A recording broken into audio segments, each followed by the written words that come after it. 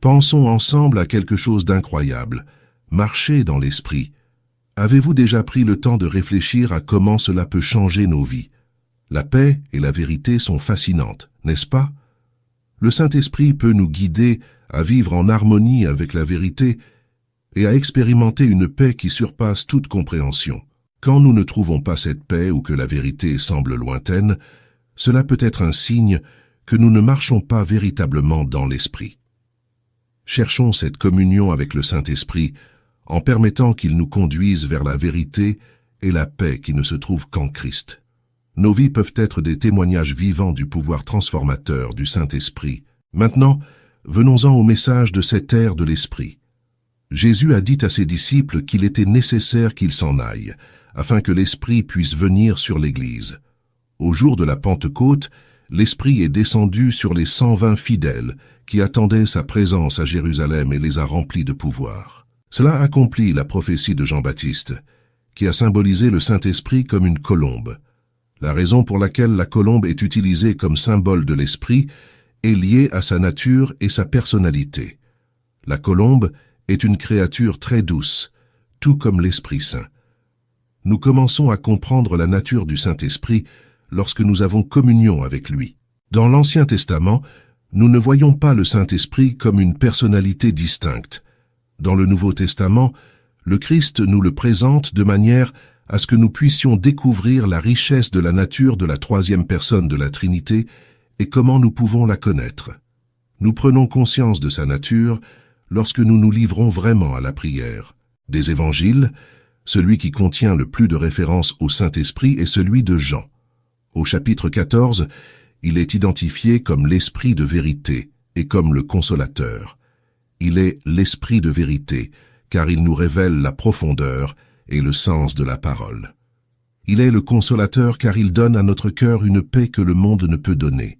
Pour le monde, il n'y a de paix que lorsque cessent les hostilités. Mais le Saint-Esprit nous donne la paix en toutes circonstances.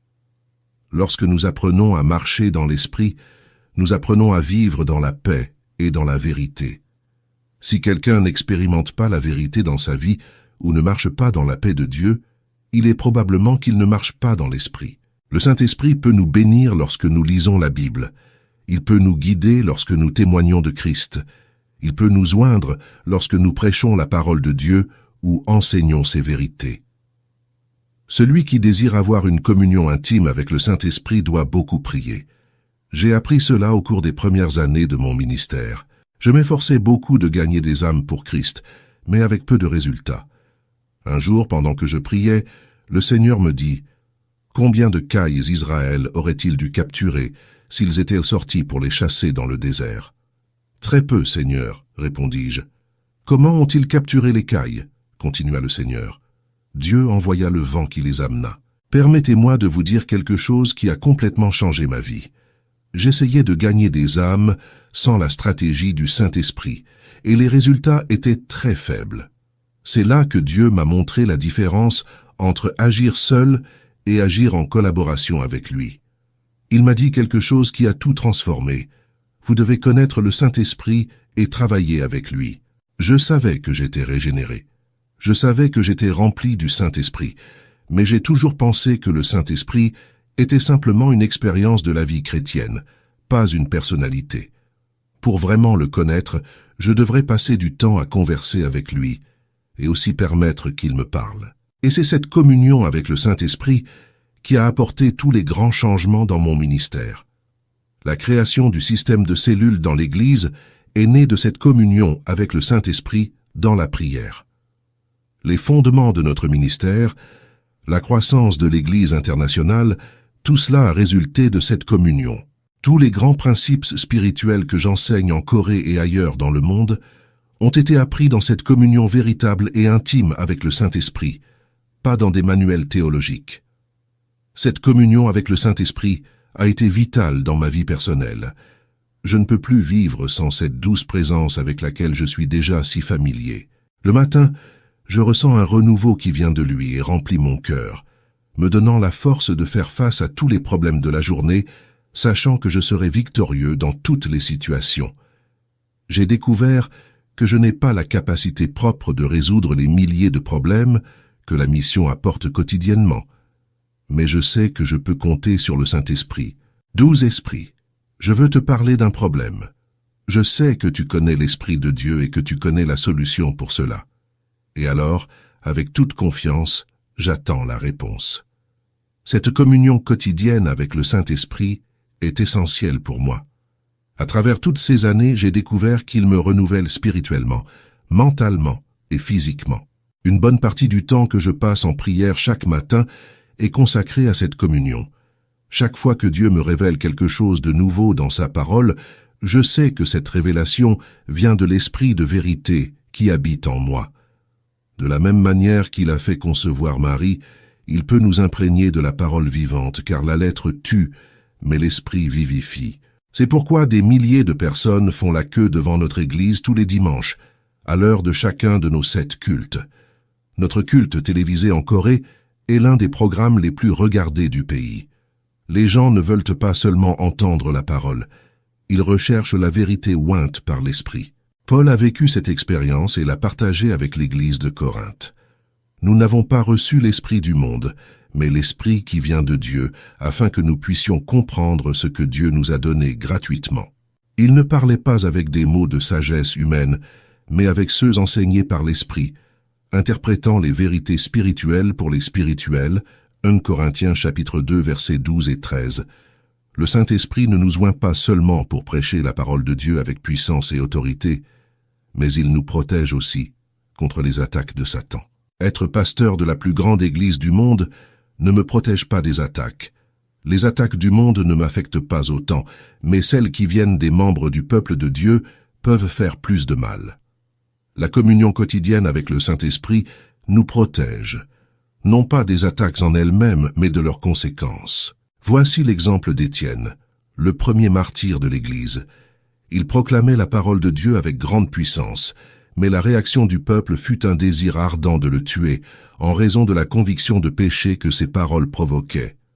En entendant cela, ils étaient furieux dans leur cœur et grinçaient des dents contre lui. Mais Étienne, rempli du Saint-Esprit, fixant les yeux vers le ciel, vit la gloire de Dieu et Jésus debout à la droite de Dieu, et il dit, « Voici, je vois les cieux ouverts, et le Fils de l'homme debout à la droite de Dieu. » Actes chapitre 7, versets 54 à 56. Paul conclut sa lettre à l'église de Corinthe par « Que la grâce du Seigneur Jésus-Christ, l'amour de Dieu et la communion du Saint-Esprit soient avec vous tous. » 2 Corinthiens chapitre 13, verset 14. Il mentionne à nouveau la communion du Saint-Esprit dans Philippiens chapitre 2, verset 1. Si vos prières sont vides et ne revitalisent pas votre vie spirituelle, peut-être n'obéissez-vous pas à l'exhortation de Paul et n'avez-vous pas communion avec le Saint-Esprit. L'Esprit vous donnera joie, paix et certitude de faire ce qui est juste. Souvenez-vous, le royaume de Dieu ne consiste pas en nourriture et en boisson, mais en justice, paix et joie dans le Saint-Esprit. Paul écrivait dans sa première lettre à l'église de Corinthe au sujet des dons spirituels. « Je ne veux pas, frères, que vous soyez dans l'ignorance. » 1 Corinthiens chapitre 12, verset 1. Ce verset pourrait être écrit aujourd'hui, car une grande partie de l'Église ignore les dons et manifestations du Saint-Esprit. Beaucoup connaissent ces dons, mais ne savent pas comment les exercer ni quand le moment est opportun. Le Saint-Esprit entre dans une personne au moment de la nouvelle naissance, et la Bible nous conseille de chercher une relation de plus en plus intime avec lui. J'appelle cela recevoir la plénitude du Saint-Esprit. Nous atteignons cette plénitude par la prière, et aussi par la prière, nous apprenons à exercer nos dons spirituels. Paul mentionne les dons de ministère dans diverses références bibliques, et ces dons sont distribués selon la volonté de l'Esprit. Paul a vécu cette expérience et l'a partagée avec l'Église de Corinthe. Nous n'avons pas reçu l'Esprit du monde, mais l'Esprit qui vient de Dieu, afin que nous puissions comprendre ce que Dieu nous a donné gratuitement. Il ne parlait pas avec des mots de sagesse humaine, mais avec ceux enseignés par l'Esprit, interprétant les vérités spirituelles pour les spirituels. 1 Corinthiens chapitre 2 versets 12 et 13. Le Saint-Esprit ne nous oint pas seulement pour prêcher la parole de Dieu avec pouvoir et autorité, mais il nous protège aussi des attaques de Satan. Être pasteur de la plus grande église du monde ne me préserve pas des attaques. Les attaques du monde ne m'affectent pas autant, mais celles venant des membres du peuple de Dieu peuvent faire plus de mal. La communion quotidienne avec le Saint-Esprit nous protège, non pas des attaques en elles-mêmes, mais de leurs conséquences. Voyez l'exemple d'Étienne, le premier martyr de l'Église. Il proclamait la parole de Dieu avec grande puissance, mais la réaction du peuple fut un désir intense de le tuer, en raison de la conviction de péché que ses paroles provoquaient. En entendant cela, ils étaient de furieux dans leur cœur et grincèrent des dents contre lui.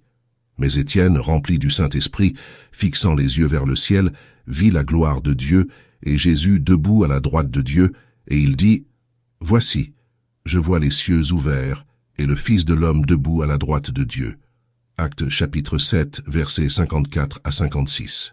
Paul conclut sa lettre à l'église de Corinthe par « Que la grâce du Seigneur Jésus-Christ, l'amour de Dieu et la communion du Saint-Esprit soient avec vous tous. » 2 Corinthiens chapitre 13, verset 14. Il mentionne à nouveau la communion du Saint-Esprit dans Philippiens chapitre 2, verset 1. Si vos prières sont vides et ne revitalisent pas votre vie spirituelle, peut-être n'obéissez-vous pas à l'exhortation de Paul et n'avez-vous pas communion avec le Saint-Esprit. L'Esprit vous donnera joie, paix et certitude de faire ce qui est juste. Souviens-toi, le royaume de Dieu n'est ni nourriture ni boisson, mais justice, paix et joie dans le Saint-Esprit. Paul écrivait dans sa première lettre à l'église de Corinthe au sujet des dons spirituels. « Je ne veux pas, frères, que vous soyez ignorants. » 1 Corinthiens chapitre 12, verset 1.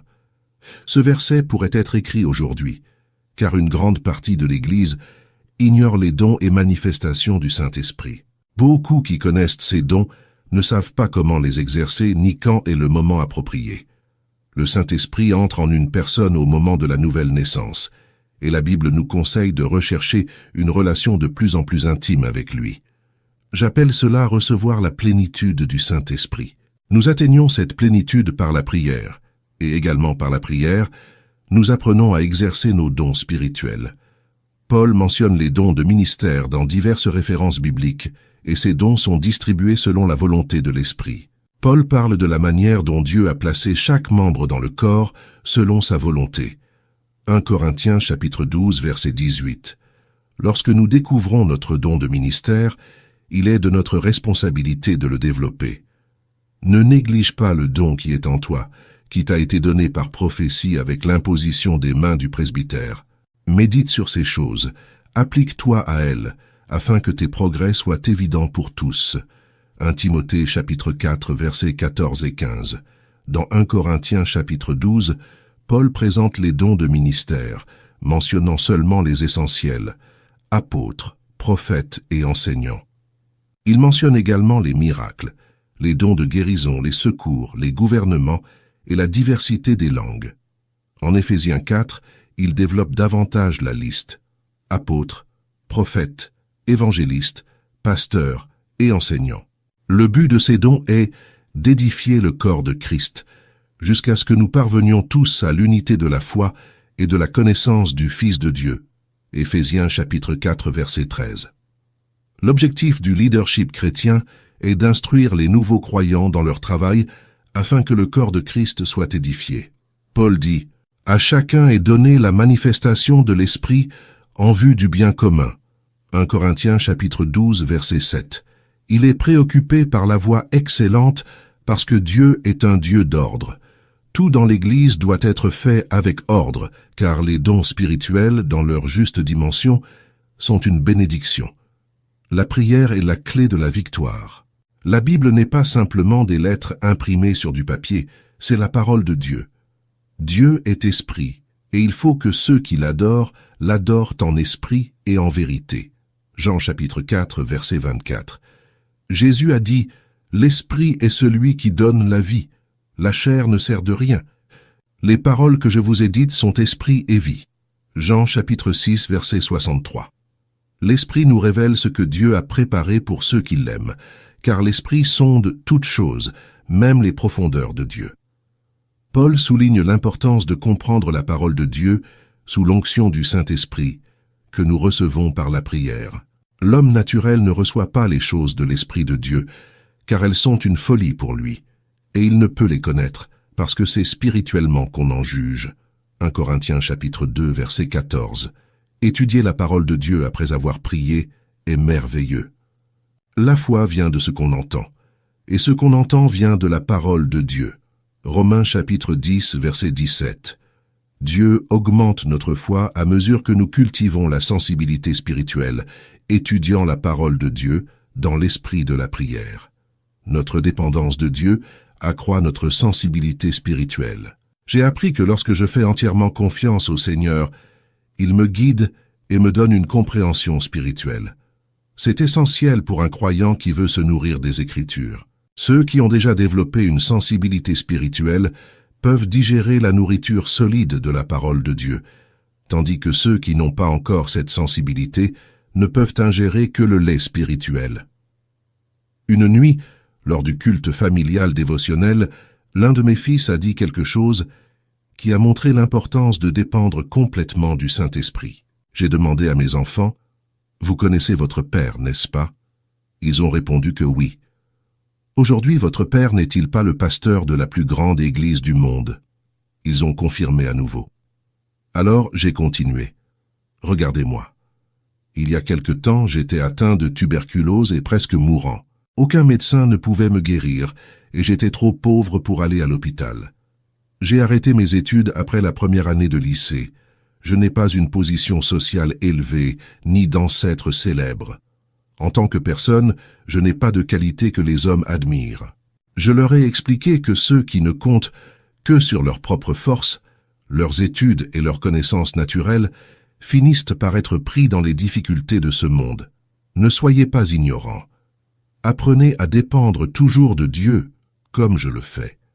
Après avoir dit cela, j'ai réalisé que mes enfants non seulement avaient écouté, mais avaient aussi compris ce que je disais. La compréhension de l'importance de dépendre totalement de Dieu a changé leurs attitudes et leurs expressions. Si vous n'expérimentez pas régulièrement cette communion avec Dieu, il est temps de commencer maintenant. Prenez votre Bible, la parole de Dieu, et demandez au Saint-Esprit de rendre la présence du Christ vraiment palpable pour vous. Demandez-lui de vous donner une nouvelle compréhension de la parole et de vous conduire à une nouvelle dimension de communion avec le Saint-Esprit, afin que vous puissiez avoir une sensibilité spirituelle pour la gloire et l'honneur du Seigneur. Que Dieu vous bénisse. Si ce message a été significatif et a apporté de la réalité dans votre vie, partagez votre expérience pour que nous puissions tous être édifiés ensemble.